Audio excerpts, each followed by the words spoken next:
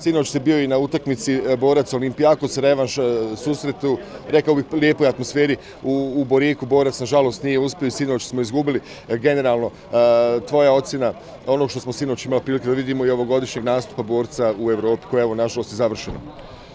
Pa mislim, obzirom da je rezultat bio jako negativan, ono je bilo fantastično sinoć. Atmosfera je bila za polufinale Lige prvaka, ne znam nija. Znači, još jednom pokazuje Banja Luka da voli rukomet, da voli to, voli Borac, podršku daju i tako. Šteta je da ta 4 igrača stvarno nisu registrirana, razlozi koji su, nisam ni čitao, ali to je bez veze. Mislim, praviš ekipu, ne znam nija, i zbog te Evrope, a i iz BH lige, i u ključnim momentima, mislim, ispadneš kod dječje bolest, to nema smisla, ali tako da je šteta jer ovo nije, ovi Grci u kompletnom sastavu Borčeva nisu bolji od Borca, znači još veća šteta se kaže da se nije prošlo u drugi krug i Banja Luci nije se podarilo još jedno kolo u Evropi najmanje.